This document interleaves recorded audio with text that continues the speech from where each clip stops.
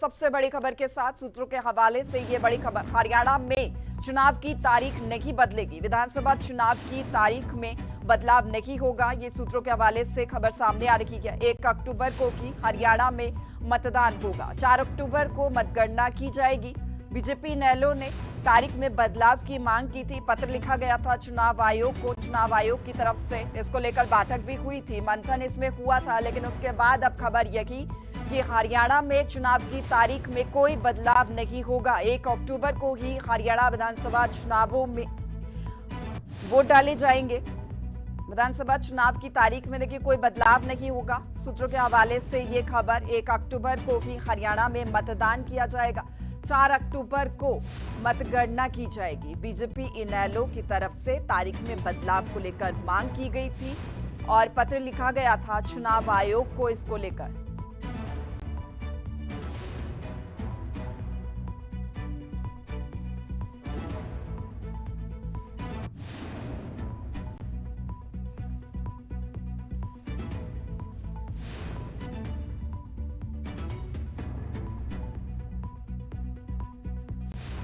दिल्ली से विनय हमारे साथ जुड़े हैं, चंडीगढ़ से रवि चंदेल हमारे साथ जुड़ चुके हैं। विनय, क्या खबर है फिलहाल चुनाव आयोग की तरफ से, क्योंकि मंथन भी हुआ था तारीख में बदलाव को लेकर। फिलहाल स्थिति यही साफ हो चुकी है कि अब 1 तारीख को की वोट डाले जाने हैं। देखिए, औपचारिक रूप से अभी ऐसा नहीं कहा गया है कि 1 तारीख को ही मतदान होंगे। ये कयास लगाए जा रहे हैं और कयास इसलिए लग रहे हैं क्योंकि चुनाव आयोग की तरफ से हरियाणा के जो अधिकारी हैं उनको ये कहा गया है कि आप अपनी तैयारी निर्धारित तारीख के हिसाब से करें, यानी कि जो निर्धारित तारीख 1 अक्टूबर है उसके हिसाब से आप अपने चुनाव की तैयारी करें। और उसके बाद ये कयास लग रहे हैं कि हो सकता है कि हरियाणा में जो चुनाव की तारीख बदलने की मांग की गई है उसमें कोई बदलाव ना हो। जिस तरह से राजनीतिक पार्टियों की तरफ से चुनाव आयोग से दरखास्त की गई थी कि 1 अक्टूबर के आसपास छुट्टियां हैं, इसलिए इसमें तारीख में बदलाव किया जाए, बाकायदा चुनाव आयोग की तरफ से इस पे बैठक भी की गई। लेकिन अभी ये साफ नहीं हो पाया है कि क्या जो मतदान की तारीख है उसमें कोई बदलाव होगा या नहीं होगा। लेकिन जिस तरह से निर्देश हरियाणा के अधिकारियों को दिए गए हैं, क्योंकि जब चुनाव होता है तो अधिकारी जो कि हरियाणा में जिनकी ड्यूटी होती है सुरक्षा से लेकर शांतिपूर्ण चुनाव कराने तक की सारी जिम्मेदारी उनको देखनी होती है। और इसलिए कहा गया है, निर्देश दिए गए हैं कि आप अपनी जो तैयारी है निर्धारित तारीख के हिसाब से करें। इसलिए ये कयास लग रहे हैं कि हो सकता है कि तारीख में बदलाव ना हो। और अब चूंकि देखना है कि अब बैठक भी हुई थी चुनाव आयोग की, उसमें मंथन भी हुआ, क्या किसी तरह का कोई औपचारिक बयान भी आता है, क्या तारीख में बदलाव होता है या नहीं, या फिर निर्धारित तारीख को ही मतदान होते हैं। लेकिन जिस तरह से निर्देश दिए गए हैं कि आप अपनी तैयारी करें, निर्धारित तारीख के हिसाब से करें, उसके बाद ये संभावनाएं लग रही हैं कि हो सकता है कि हरियाणा में जो मतदान है वो 1 तारीख को ही हो। जी ठीक है, रवि भी हमारे साथ बने हुए हैं। रवि, अब कहा जा रहा है कि 1 तारीख को ही चुनाव हो सकते हैं, तो क्या जो तर्क इस लेटर में दिया गया था कि वोटिंग प्रतिशत में प्रभाव पड़ सकता है, क्या ऐसा हो सकता है?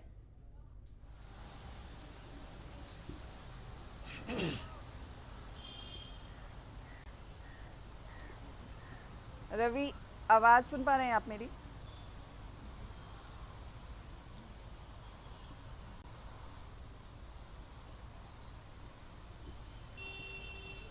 और देखिए, सबसे पहले जिस तरीके से यदि हम भारतीय जनता पार्टी का जिक्र करें, इंडियन नेशनल लोकदल का जिक्र करें या फिर विश्नोई समाज का जिक्र करें, उनकी तरफ से चुनाव आयोग को ये पत्र जो है वो लिखे गए थे, जिनमें सीधे तौर पर ये कहा गया था कि 29 और 30 सितंबर को छुट्टी पड़ रही है और उसके बाद 1 अक्टूबर को जो है वो चुनाव हो रहे हैं। 2 और 3 अक्टूबर को जो है वो एक मरतबा फिर से छुट्टियाँ जो हैं वो पड़ रही हैं। तो ऐसे में एक लंबी छुट्टियों की सूची जो है वो बन रही है और कयास यही लगाए जा रहे थे कि ऐसे में तमाम, चाहे बिजनेसमैन हो, कर्मचारी हो, वो लोग एक लंबी छुट्टी लेकर जो है वो कहीं घूमने जा सकते हैं। तो उसी से जो है वो वोट प्रतिशत में तमाम विश्नोई समाज जो है वो पार्टिसिपेट करेगा। तो ऐसे सिचुएशन के अंदर ये उनकी तरफ से भी चुनाव आयोग को पत्र जो है वो लिखा गया।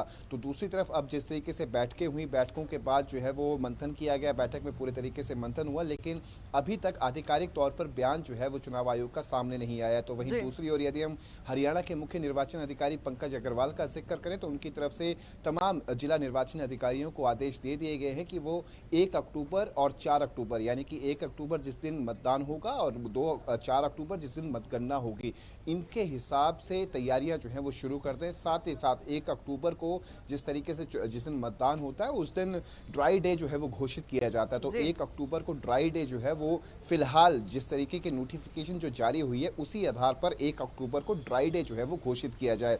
तो फिलहाल यही कयास लगाए जा रहे हैं कि हरियाणा के चुनावों में जो है वो किसी भी तरीके का बदलाव जो है वो देखने को नहीं मिलेगा। जी विनय, क्या चुनाव आयोग ने जो बैठक की थी, मंथन किया था, उसमें कोई फीडबैक भी लिया गया था और उसके बाद ही ये खबर अब सामने आ रही है? देखिए, बिल्कुल जिस तरह से राजनीतिक पार्टियों की तरफ से खासतौर पर भारतीय जनता पार्टी और इंडियन नेशनल लोक दल की तरफ से दरखास्त की गई थी, उसके बाद बाकायदा एक बैठक हुई।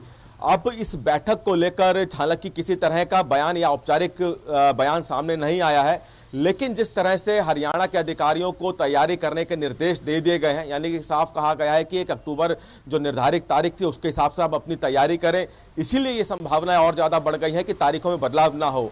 जो बैठक हुई थी उस पर काफी मंथन हुआ और इससे पहले भी कांग्रेस भी कह चुकी थी कि जो तारीख तय की गई है चुनाव आयोग की तरफ से वो काफी सोच समझ के और सब कुछ देखने के बाद ही की गई होगी। और कहीं ना कहीं चुनाव आयोग को भी बैठक के बाद ये लगा होगा कि जो तारीखें तय की गई हैं शायद उसमें कोई बदलाव की जरूरत है या नहीं।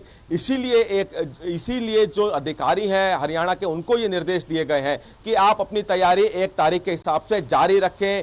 और चूंकि 1 अक्टूबर पहले ही चुनाव आयोग हरियाणा में तारीख घोषित कर चुका है, 4 को जो काउंटिंग है वो होनी है, और इसीलिए जो आज निर्देश दिए गए हैं वो कहा है कि पहले के तय समय के हिसाब से ही, क्योंकि 5 तारीख से नामांकन की प्रक्रिया शुरू होगी, 1 हफ्ते ये नामांकन की प्रक्रिया चलेगी, तो जो शेड्यूल पहले से तय था उसी के हिसाब से काम करने के निर्देश चुनाव आयोग की तरफ से हरियाणा में दिए गए हैं। जी ठीक है रवि, अब इससे विपक्ष तो खुश होगा क्योंकि विपक्ष की तरफ से कहा यह जा रहा था कि बीजेपी डर रही है, घबरा रही है, इसलिए तारीख को आगे बढ़वाना चाहती है। देखिए जिस तरीके से यदि हम विपक्ष का जिक्र करें और ख़ास तौर पर यदि हम कांग्रेस का जिक्र करें तो कांग्रेस की तरफ से नेता प्रतिपक्ष भूपेंद्र सिंह हुड्डा ने इस मुद्दे पर जो है वो ज़रूर भारतीय जनता पार्टी पर चुटकी और तंज भरे लहजे में कहा था कि अब जो है वो मात्र कुछ ही दिन शेष हैं, ऐसे में भारतीय जनता पार्टी को अपनी हार जो है वो सता रही, जिस वजह से अब चुनावों की तारीख में जो है वो बदलाव करवाना चाहती है। लेकिन जो हकीकत है, देखिए जो ग्राउंड लेवल की जो रियलिटी है उससे कोई भी कुछ भी छिपा नहीं है। तो जाहिर तौर पर एक लंबी छुट्टियों की फहरिस्त जो है वो तैयार हो जाती है 29 सितंबर से लेकर 4 अक्टूबर तक। तो ऐसी सिचुएशन के अंदर जो जिस तरीके की दलीलें जो है वो भारतीय जनता पार्टी की तरफ से रखी गई, इंडियन नेशनल लोक दल की तरफ से रखी गई, बिश्नोई समाज की तरफ से रखी गई, उनमें किसी भी तरीके का संशय जो है वो नहीं है। लेकिन ये जो बयानबाजियों का दौर है ये अक्सर चुनावी मौसम के दौरान जो है वो इस तरीके की तलक बयानबाजी जो है वो देखने को मिलती है। लेकिन अंदरूनी तौर पर कांग्रेस भी जानती है, भारतीय जनता पार्टी भी जानती है कि इतनी लंबी फहरिस्त होने से वोटिंग प्रतिशत पर इसका प्रभाव जो है वो जरूर देखने को मिलेगा। जी बिल्कुल। विनय, कब तक औपचारिक तौर पर घोषणा हो सकती है, कब तक मुहर लग जाएगी इस खबर पर? देखिए, चूंकि नामांकन की प्रक्रिया अगले महीने के शुरुआती हफ्ते से शुरू हो रही है, 5 तारीख से शुरू हो रही है, तो माना जा रहा है कि जल्द ही इसका औपचारिक ऐलान कर दिया जाएगा चुनाव आयोग की तरफ से कि कब क्या कोई बदलाव किया गया है नहीं। आज शाम तक या कल सुबह तक चुनाव आयोग की तरफ से इसकी औपचारिक जानकारी दे दी जाएगी, क्योंकि सभी राजनीतिक पार्टियां और खुद जो चुनाव लड़ने के इच्छुक हैं वो इंतजार कर रहे हैं कि क्या आदेश या फिर क्या निर्देश चुनाव आयोग की तरफ से आता है। तो माना जा रहा है कि आज शाम तक या फिर कल तक चुनाव आयोग की तरफ से औपचारिक ऐलान इसका कर दिया जाएगा। जी ठीक है रवि, मैं चाहूंगी कि जो लेटर लिखा गया था मोहनलाल बड़ौली की तरफ से, उसमें क्या तर्क दिया गया था ताकि चुनाव की तारीख में बदलाव किया जाए? देखिए, बीजेपी के प्रदेशाध्यक्ष मोहनलाल बड़ौली की तरफ से जो लेटर लिखा गया था उसमें सीधे तौर पर कहा गया था कि 29 और 30 सितंबर को शनिवार और रविवार की जो है वो छुट्टियां हो रही हैं, और उसके बाद सीधे तौर पर 1 अक्टूबर का यदि हम जिक्र करें उस दिन वोटिंग है, 2 अक्टूबर को गांधी जयंती है, 3 अक्टूबर को अग्रसेन जयंती है। तो ऐसी सिचुएशन के अंदर जो 1 अक्टूबर को छुट्टी जो घोषित की जाती है जिस दिन मतदान किया जाता है, तो ऐसी सिचुएशन में जो कर्मचारी हैं, जो बड़े बड़े बिजनेसमैन हैं, वो अपने परिवार को लेकर कहीं दूर जो है वो घूमने जा सकते हैं, यानी कि आउट ऑफ स्टेशन जो है वो जा सकते हैं, क्योंकि एक लंबी छुट्टियों की फहरिस्त जो है वो तैयार हो जाती है और वो फहरिस्त जो है वो 28 सितंबर से जो है वो शुरू हो जाएगी, क्योंकि 29 सितंबर, 30 और उसके बाद सीधा 4 तारीख तक छुट्टियां जो है वो रहती हैं। तो ऐसी सिचुएशन के अंदर डेट्स में जो है वो बदलाव किया जाए, डेट्स जो है वो या फिर आगे बढ़ाई जाए या फिर उन डेट्स को जो है वो कुछ एक दिन पीछे किया जाए, ताकि जो छुट्टियों की लंबी फहरिस्त जो बन रही है उस फहरिस्त में जो है वो कटौती की जा सके और तमाम कर्मचारी, तमाम बिजनेसमैन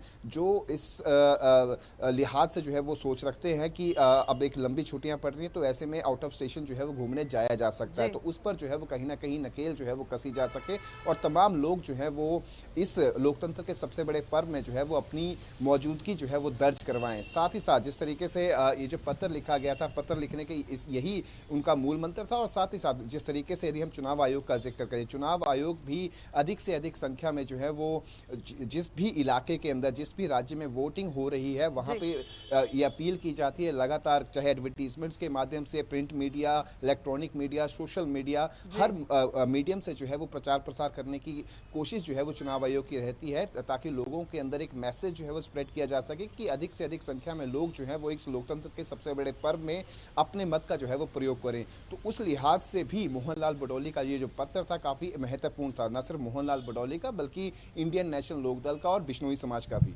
जी ठीक है विनय, चुनाव आयोग की तरफ से जो मंथन हुआ था, जो बैठक हुई थी, क्या इसमें राजनीतिक दलों से भी उसके बाद फीडबैक ली गई थी?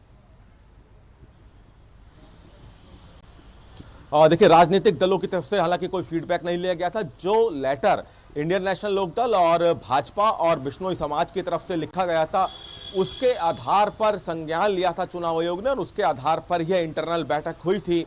और बैठक के बाद, चूंकि इस बैठक को हुए 2 से 3 दिन हो चुके हैं और उसके बाद आज इस बैठक के बाद जो खबर निकल के सामने आई है वो यही है कि निर्देश दिए गए हैं तय तारीख के मुताबिक तैयारियां करने के। तो किसी तरह का कोई फीडबैक की अगर हम बात की जाए राजनीतिक पार्टियों से, तो वो जो लेटर लिखा गया था राजनीतिक पार्टियों की तरफ से, उसी को आधार बनाया गया था और उसी लेटर के आधार पर संज्ञान लिया गया था। कांग्रेस की तरफ से चुनाव आयोग को कभी किसी तरह का लेटर नहीं लिखा गया कि तारीख में कोई बदलाव किया जाए। कांग्रेस का कहना था कि चुनाव की तारीख जो तय की गई है वो उसके आधार पर ही अपनी तैयारियां कर रहे हैं। भाजपा और इनेलो की तरफ से जरूर तारीख में बदलाव के लिए पत्र लिखा गया था। जी अच्छा रवि, मेरा सवाल आपसे, क्योंकि पहले उम्मीद थी कि चुनाव की जो तारीख है उसमें बदलाव होगा, आगे बढ़ाया जा सकता है तारीख को, इसको लेकर राजनीतिक दलों को भी ये हो गया था कि कुछ समय मिल जाएगा और भी ज़्यादा तैयारी को लेकर। तो अब कहीं ना कहीं सभी की तैयारी और भी ज़्यादा तेज़ हो जाएगी, क्योंकि अब 1 तारीख को की वोट डाले जाएंगे और ज़्यादा वक्त भी नहीं बचा अब। देखिए, सबसे पहले जिस तरीके से भारतीय जनता पार्टी के प्रदेशाध्यक्ष मोहनलाल बडौली, इनेलो और बिश्नोई समाज की तरफ से जब ये पत्र लिखा गया था, उसके बाद से लगातार सभी राजनीतिक दलों से जो है वो, दलों के नेताओं से जो है वो प्रतिक्रियाएं लेनी शुरू की गई थी। तो उन प्रतिक्रियाओं में सीधे तौर पर यदि हम खास तौर पर भारतीय जनता पार्टी का जिक्र करें और इंडियन नेशनल लोकदल का जिक्र करें, उनके तमाम नेताओं की तरफ से एक स्वर में ये कहा जा रहा था कि एक लंबी छुट्टियों की फहरिस्त जो है वो शुरू हो जाती। तो ऐसे में चुनाव आयोग को जो डेट्स हैं, जो विधानसभा चुनावों की जो तारीखें हैं, उसमें बदलाव किया जाना चाहिए। तो और साथ ही साथ यदि हम मुख्य विपक्षी दल कांग्रेस का जिक्र करें, तो कांग्रेस इसके ऊपर तंज कसती हुई और एक तरीके से तलक बयानबाजी जो है वो उनकी तरफ से दी गई। लेकिन यदि हम राजनीतिक दलों की तैयारियों का जिक्र करें, तो जिस तरीके से भारतीय जनता पार्टी का यदि हम जिक्र करें, तो भारतीय जनता पार्टी के तमाम नेता जो हैं वो यही कहते हुए नजर आ रहे हैं कि हम 24/7 जो है वो चुनावी मोड में रहते हैं और पूरे तरीके से तैयार है। ऐसा जरूरी नहीं है कि चुनावों की जो तारीख है वो आगे ही एक्सटेंड होती, हो सकता था कि चुनावों की जो तारीख है उसमें जो है वो किसी तरीके का बदलाव जो है वो किया जाता और वो तारीखें जो है वो सीधे तौर पर सितंबर में जो है वो चुनाव करवाए जाते हैं। क्योंकि चुनाव आयोग है, जिस तरीके का जो तर्क दिया गया था, उस तर्क को सही ठहराने के लिए चुनाव आयोग हालांकि अपनी तरफ से फैसला लेता, हो सकता था कि वो चुनाव जो है, जो 1 अक्टूबर को चुनाव होने थे, वो सितंबर में हो जाते, या फिर 4 अक्टूबर या फिर 5 अक्टूबर को जो है वो चुनाव जो है वो मतदान किया जाता। तो ऐसी सिचुएशन के अंदर फिलहाल जो है वो तमाम राजनीतिक दल जो है वो पूरी तरीके से सक्रिय तौर पर जो है वो प्रदेश में जगह जगह पर लगातार जो है वो प्रचार प्रसार करते हुए दिखाई दे रहे हैं और हर राजनीतिक दल जो है वो पूरे तरीके से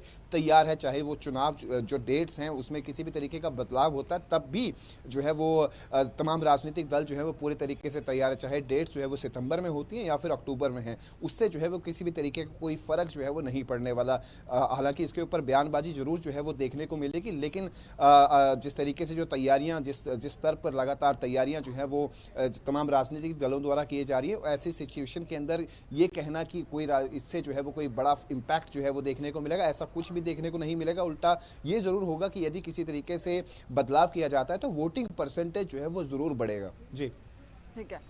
विनय, क्या औपचारिक तौर पर ये घोषणा हो सकती है प्रेस कॉन्फ्रेंस को लेकर चुनाव आयोग की? कोई ऐसी जानकारी आपके पास? देखिए, अगर औपचारिक घोषणा होगी तो किसी तरह की प्रेस कॉन्फ्रेंस तो नहीं होगी, लेकिन प्रेस रिलीज या सोशल मीडिया के माध्यम से चुनाव आयोग के द्वारा इस बात की जानकारी दे दी जाएगी कि जो चुनावों की तारीख है वो क्या है। 1 अक्टूबर को जो चुनाव की तारीख पहले से तय की गई, हालांकि फिलहाल उसी तारीख को चुनाव होने की पूरी संभावनाएं हैं। प्रेस कॉन्फ्रेंस नहीं होगी, लेकिन प्रेस रिलीज या फिर सोशल मीडिया के माध्यम से चुनाव आयोग इस बात की जानकारी देगा। संभावना है कि आज शाम तक या कल तक चुनाव आयोग की तरफ से औपचारिक रूप से इस बात का ऐलान कर दिया जाएगा। जी ठीक है रवि, क्योंकि अब 1 ही महीना बाकी रह गया है, कुछ ज्यादा समय तो नहीं है और सभी जो दल हैं वो ताबड़तोड़ रैलियां भी कर रखी हैं, कार्यक्रम भी हो रखी हैं, बैठकें भी हो रखी है। क्या इस बार स्थिति दिखाई दे रही है हरियाणा के चुनावों को देखते हुए? देखिए, सबसे पहले यदि चुनावों का जिक्र करें तो सबसे पहले जो है वो लोकसभा चुनावों के नतीजों का जिक्र कर लेते हैं। लोकसभा चुनावों के जो नतीजे रहे थे उसमें सीधे तौर पर मैंडेट जो है वो 50-50 जो है वो दिखाई दिया था। 5 सीटें कांग्रेस के खाते में गई थी और 5 सीटें जो है वो भारतीय जनता पार्टी के खाते में गई थी। हालांकि कांग्रेस का यदि हम जिक्र करें तो इसे इंडी गठबंधन के तौर पर जो है वो देखा जा सकता है कि 5 सीटें जो है वो इंडी गठबंधन ने जीती। लेकिन यदि हम विधानसभा चुनावों का जिक्र करें तो विधानसभा चुनावों में जो क्षेत्रीय दल हैं, खासतौर पर यदि हम इंडियन नेशनल लोकदल का जिक्र करें, जननायक जनता पार्टी का जिक्र करें या फिर आम आदमी पार्टी का जिक्र करें, इन क्षेत्रीय दलों की तरफ से भी गठबंधन जो है वो किए गए हैं और खास तौर पर ओबीसी SC ST वर्ग को जो है वो साधने की कोशिश जो है वो क्षेत्रीय दल भी करते हुए नजर आ रहे हैं। जिस तरीके से इंडियन नेशनल लोकदल के साथ ने जो है वो बसपा के साथ जो है वो गठबंधन किया है, तो वहीं जननायक जनता पार्टी ने अपना गठबंधन जो है वो सीधे तौर पर आजाद समाज पार्टी के साथ जो है वो किया है। तो ऐसी सिचुएशन के अंदर किसी को भी कम जो है वो नहीं आंका जा सकता। ये जरूर है कि सीधे तौर पर फाइट जो है वो कांग्रेस और बीजेपी में है, लेकिन जो किंग मेकर की भूमिका पिछली मर्तबा जननायक जनता पार्टी ने निभाई थी, ठीक वैसा ही इस बार भी देखने को मिल सकता है। एक थर्ड फ्रंट जो है वो खुलकर सामने आ सकता है और वो थर्ड फ्रंट ही एक निर्णायक भूमिका जो है वो निभाता हुआ नजर आएगा कि वो थर्ड फ्रंट किसको जो है वो अपना बहुमत देता है, किसका समर्थन जो है वो करता है, उसी आधार पर जो है वो सरकार जो है वो बन सकती है। अदरवाइज फिलहाल की सिचुएशन में कांटे की टक्कर जो है वो इन विधानसभा चुनावों में देखने को मिलेगी। जी ठीक है रवि, आपको रोकूंगी मैं यहाँ। कैबिनेट मंत्री मूलचंद शर्मा हमारे साथ फोन लाइन पर जुड़े हैं। बहुत स्वागत है सर आपका सूर्य समाचार पर। धन्यवाद सीता जी। बीजेपी की तरफ से पत्र लिखा गया था चुनाव आयोग को तारीख में बदलाव को लेकर, लेकिन खबर यही कि अब 1 तारीख को ही चुनाव होंगे। आपकी पहली प्रतिक्रिया इस पर? सुझाव था जो चुनाव आयोग का जो निर्णय है सर्वप्रिय है। एक संगठन ने सुझाव रखा था जो छुट्टियों वाला, जी मानना ना मानना उनका अधिकार है, सुझाव देना पार्टियों का कर्तव्य भी है और उस पर निर्णय लेना उनका काम है। जो चुनाव है भारतीय जनता पार्टी पूरी तरह तैयार है, पहले भी तैयार थे, आज भी तैयार है। इससे कोई ये नहीं कि चुनाव में जो निर्णय लिया है बिल्कुल ठीक नहीं है। यानी आप संतुष्ट हैं इस निर्णय से जो फैसला लिया गया है? हम निर्णय ये था कि भाई हम ये चाहते थे कि जो पार्टी का हो सभी लोग वोट डालें।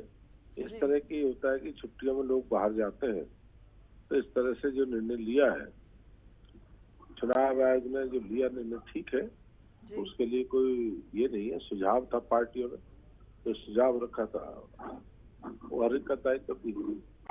क्या पार्टी की तरफ से एक और कोशिश की जाएगी, दोबारा से बातचीत या सुझाव दिया जा सकता है? वो संगठन तय करेगा। मेरा जो सुझाव आपने इस पे पूछा है जी वो संगठन तय करेगा, पर जो निर्णय किया है हम उसके लिए तैयार हैं। चुनावों को लेकर कैसी तैयारी बीजेपी की, आपकी खास तौर पर किस तरीके से आप तैयारी में जुटे हुए हैं? नहीं, सब लोग तैयारी में लगे हुए हैं लगातार कंटिन्यू। या लोकसभा का चुनाव हो या विधानसभा का चुनाव हो या उससे पहले तैयारी हो, भारतीय जनता पार्टी कार्यकर्ता हमेशा चुनाव के रण में रहते हैं। अच्छा, तारीख में कोई बदलाव नहीं हुआ है? आपको लगता है वोटिंग प्रतिशत में वाकई में फर्क पड़ेगा, क्योंकि छुट्टियां पड़ रही हैं, गस्टेड हॉलीडेज हैं, और जो लेटर दिया गया था आपकी पार्टी की तरफ से उसमें भी यही लिखा भी गया था? नहीं, पार्टी ने सुझाव दिया, संगठन ने सुझाव दिया और सुझाव मानना ना बनना चुनाव आयोग का काम। जीत को लेकर कितने आश्वस्त हैं, क्योंकि 2 बार सरकार आपकी रही, अब इस बार तीसरी बार भी क्या जीत पाएगी बीजेपी? बम्पर वोटों जीतेगी, बहुत बड़ी जीत होने वाली है हरियाणा में, नायब सैनी जी के नेतृत्व में। अच्छा, गठबंधन की भी खबरें सामने आ रही हैं, क्या बीजेपी गठबंधन करके जीतेगी इस बार? बिना गठबंधन के चुनाव जीतेंगे, क्योंकि पिछली बार 75 पार का नारा दिया गया था, इस बार का नारा क्या है पार्टी का, कितनी सीटें हासिल कर सकते हैं? पूर्ण बहुमत की सरकार बनाएंगे हरियाणा में। यानी कि गठबंधन में नहीं लड़ेगी बीजेपी? जो संगठन ने जो तय किया है उसी उस पर। और बहुमत का आंकड़ा पार नहीं होता है तो गठबंधन तो करेगी बीजेपी इस बार भी, जैसे पिछली बार किया था जेजेपी के साथ। बहुत बड़ी जीत होगी, ऐतिहासिक जीत होगी। आम व्यक्ति, गरीब व्यक्ति, कर्मचारी, व्यापारी सब भारतीय जनता पार्टी को वोट डालने वाले हैं। चलिए, बहुत शुक्रिया आपका सूर्य समाचार से जुड़ने के लिए और अपनी राय भी रखने के लिए। तो हरियाणा में चुनाव की तारीख में कोई बदलाव नहीं होगा, 1 तारीख को ही चुनाव होने हैं। विनय और रवि हमारे साथ, हमारे संवाददाता लगातार जुड़े हुए हैं। रवि, अपनी बात को कंप्लीट कीजिए। देखिए, जिस तरीके से आपने जिक्र किया था कि इस बार जो है वो क्या कुछ विधानसभा चुनावों में जो है वो रहने वाला है, जिस तरीके से यदि हम क्षेत्रीय दलों का जिक्र करें तो जननायक जनता पार्टी ने अपना गठबंधन जो है वो आज़ाद समाज पार्टी के साथ किया, तो वहीं इंडियन नेशनल लोकदल का जिक्र करें तो इंडियन नेशनल लोकदल ने गठबंधन जो है वो बसपा के साथ किया। तो वहीं यदि हम कांग्रेस का जिक्र करें तो गाहे बगाहे ये सुगबुगाहट जरूर है कि कांग्रेस जो है वो आम आदमी पार्टी के साथ गठबंधन में चुनाव लड़ सकती है। और इसके अलावा जिस तरीके से जो खबरें निकलकर सामने आ रही हैं, भारतीय जनता पार्टी का जिक्र करें तो भारतीय जनता पार्टी आरएलडी के साथ जो है वो गठबंधन की खबरें जो है वो निकलकर सामने आ रही, क्योंकि हर राजनीतिक दल जो है वो इस बार ये भली भांति जानता है कि जिस तरीके का प्रदेश के अंदर माहौल बना हुआ है, खासतौर पर भारतीय जनता पार्टी का यदि हम जिक्र कर लें तो एक 10 साल जब कोई सरकार में सत्तासीन रहता है तो ऐसे सिचुएशन के अंदर एंटी इनकम्बेंसी और साथ ही साथ जो अब तक का जो हरियाणा का एक तरीके से ये कहें कि जो उनका एक तरीके से नजरिया रहा है, जिस तरीके से यदि हम हिमाचल का भी इसके ऊपर एग्जाम्पल देख लें तो हर 5 साल के बाद जो है वो सरकार बदलती है। हरियाणा का जिक्र करें तो हर 10 साल के बाद जो है वो एक नई सरकार जो है वो बनती हुई दिखाई देती है। तो इस बार जिस तरीके से जो गठजोड़ की राजनीति तमाम राजनीतिक दल जो है वो करते हुए दिखाई दे रहे हैं, तो सीधे तौर पर सभी को ये मालूम है कि इस बार का रण जो है वो काफी मुश्किल भरा और काफी एक तरीके से क्षय और मात वाला खेल जो है वो रहने वाला है। और सब कुछ डिपेंड करता है किस तरीके से कौन अपने वोटर्स को और किस वर्ग के वोटर्स को साधने के लिए किसके साथ जो है वो गठबंधन करता है। जिस तरीके से भारतीय जनता पार्टी की जो खबरें निकलकर सामने आ रही हैं कि आरएलडी के साथ जो है वो गठबंधन कर सकता है जाट समाज को जो है वो एक साधने के लिए। तो वहीं कांग्रेस का जिक्र करें तो जो आम आदमी पार्टी है उसके साथ गठबंधन में जाने के कयास जो हैं वो लगाए जा रहे हैं। बाकी अन्य 2 राजनीतिक दलों द्वारा पहले से ही गठबंधन जो है वो SC ST और OBC वर्ग के साथ जो है वो किया जा चुका है। तो तमाम राजनीतिक दल जो है वो इसी गठजोड़ में लगे हुए हैं कि इस तरीके से 36 की 36 बिरादरियों को जो है वो साधा जाए और एक अच्छा वोट बैंक हासिल करने के बाद जीत का परचम जो है वो लहराया जाए। जी विनय, गठजोड़ की राजनीति चल रही है हरियाणा में, गठबंधन हो रही है लगातार और बीजेपी की भी यही खबर है कि बीजेपी भी गठबंधन कर सकती है। क्या समीकरण दिखाई दे रहे हैं आपको? देखिए, आरएलडी की तरफ से 5 सीटें मांगी गई है भारतीय जनता पार्टी से, क्योंकि लोकसभा चुनावों में उत्तर प्रदेश में आरएलडी और भारतीय जनता पार्टी एक साथ लड़ी थी। अलायंस में एनडीए का घटक दल है और उसी घटक दल के तहत आरएलडी ने भारतीय जनता पार्टी से 5 सीटें मांगी है हरियाणा में। अगर हम इसके फैक्टर की बात करें तो राष्ट्रीय लोकदल जिसके अध्यक्ष जयंत चौधरी हैं, किसानों और जाट नेताओं को, यानी कि किसानों और जाट मतदाताओं को रुझाने के लिए और उनका वोट बैंक लेने के लिए जो समीकरण है आरएलडी का, वो कहीं ना कहीं सटीक बैठता है। ऐसी मांग आरएलडी की तरफ से 5 विधानसभा सीटों की गई है। फिलहाल जो जेपी नड्डा के आवास में बैठक चल रही है, लाजमी है कि अगर आरएलडी की तरफ से ये मांग की गई है तो उस बैठक में भी इस पे चर्चा होगी। और अगर ये अलायंस होता है आरएलडी का और बीजेपी का, तो 5 सीटें वो कौन सी होगी देखना होगा। कोशिश की जाएगी बीजेपी की तरफ से कि अगर आरएलडी को हरियाणा में 5 विधानसभा सीटें दी जाती हैं तो वो ऐसी सीटें होंगी जहां पे किसान और जाट वोट बैंक की संख्या अच्छी हो। उत्तर प्रदेश से सटे हुए इलाके हो, क्योंकि आरएलडी के लिए कहा जाता है कि उत्तर प्रदेश में काफी लोकप्रिय है जयंत चौधरी, और उसका लाभ हरियाणा में बीजेपी को मिले तो ऐसा समीकरण भी बीजेपी बैठा सकती है।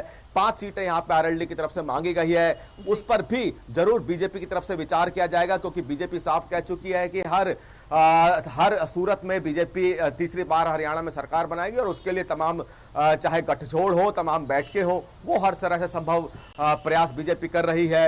आरएलडी की उस मांग पर भी बीजेपी की तरफ से विचार किया जा रहा है, जो 5 सीटें आरएलडी की तरफ से हरियाणा में बीजेपी से मांगी गई है। जी रवि, गठबंधन की हम बात कर रहे थे, अगर बीजेपी आरएलडी के साथ गठबंधन करती है तो हरियाणा में कितना फायदा बीजेपी को इसका होता दिखाई दे रहा है? देखिए, यदि भारतीय जनता पार्टी जो है वो आरएलडी के साथ गठबंधन करती है तो जाहिर तौर पर इसका फायदा जो है वो भारतीय जनता पार्टी को जरूर पहुंचेगा, और साथ ही साथ जिस तरीके से जो जाटों को साधने की कोशिश जो है वो भारतीय जनता पार्टी लगातार करती हुई नजर आ रही है। यदि हम 2 राज्यसभा सांसदों का जिक्र करें, सुभाष बराला वो एक जाट समुदाय से आते हैं, उसके बाद किरण चौधरी का जिक्र कर लें, वो जाट वर्ग से आती हैं, तो ऐसी सिचुएशन के अंदर लगातार भारतीय जनता पार्टी जो है वो जाट वर्ग को साधने की कोशिश जो है वो करती हुई नजर आ रही है, और इसका इम्पैक्ट जो है वो मुख्य विपक्षी दल कांग्रेस पर भी देखने को मिलेगा। जिस तरीके से कांग्रेस का जिक्र करें तो पिछली मर्तबा लोकसभा चुनावों के अंदर जो है वो इंडी गठबंधन जो है वो एक बड़ा गठबंधन बनकर जो है वो उभर कर निकल आया था, और उसका परिणाम ये हुआ कि भारतीय जनता पार्टी को जो मैंडेट मिलना चाहिए था वो मैंडेट नहीं मिल पाया। तो ठीक इसी तर्ज पर राज्य में भी कुछ एक बदलाव जो है वो देखने को मिल सकते हैं, और ये बदलाव सब कांग्रेस के अंदर जो बदलाव देखने को मिलेंगे ये डिपेंड करते हैं सीधे तौर पर भारतीय जनता पार्टी और आरएलडी के गठबंधन पर। यदि भारतीय जनता पार्टी जो है वो आरएलडी के साथ गठबंधन में जाती है तो जाहिर तौर पर कांग्रेस जो है वो आम आदमी पार्टी और साथ ही साथ समाजवादी पार्टी, जिस तरीके से समाजवादी पार्टी की भी सुगबुगाहट और जानकारी सुनने में ये लगातार मिल रहा था कि समाजवादी पार्टी भी हरियाणा विधानसभा के चुनावों में जो है वो सीटों की मांग जो है वो लगातार कर रही है। तो ऐसी सिचुएशन के अंदर देखना दिलचस्प रहेगा कि यदि बीजेपी और आरएलडी का गठबंधन होता है तो कांग्रेस जो है वो समाजवादी पार्टी के साथ जाएगी, आम आदमी पार्टी के साथ जाएगी, या फिर क्या कुछ रणनीति जो है वो कांग्रेस की रहने वाली है। तो इसका बहुत ज्यादा इंपैक्ट जो है वो पूरे तरीके से राजनीतिक सियासत पर जो है वो पड़ने वाला है। जी विनय, 1 तारीख को वोटिंग होनी है, अब क्या बीजेपी जैसे दावा कर रही है कि हैट्रिक लगाएंगे, क्या नजर आ रहा है ग्राउंड लेवल पर आप, क्योंकि लगातार सभी नेताओं से भी बातचीत करते हैं, आम लोगों के बीच में भी पहुंचते हैं, क्या लगता है फिलहाल क्या हैट्रिक लगा पाएगी बीजेपी और अकेले दम पर अपने?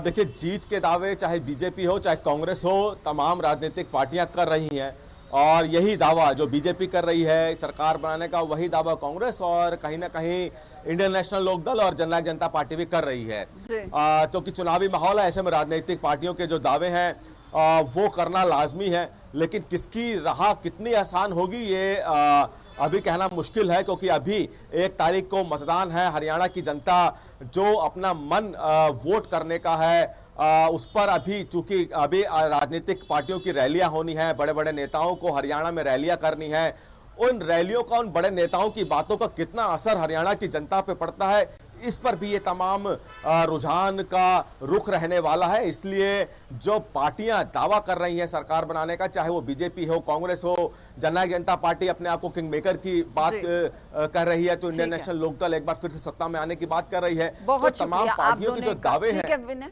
बहुत शुक्रिया। रवि आपका भी, विनय आपका भी तमाम जानकारी देने के लिए, चर्चा करने के लिए विस्तार से दर्शकों को आप दोनों ने जानकारी पहुंचाई। फिलहाल मेरे साथ बुलेटिन में इतना ही, आप बने रहिए हमारे साथ। नमस्कार।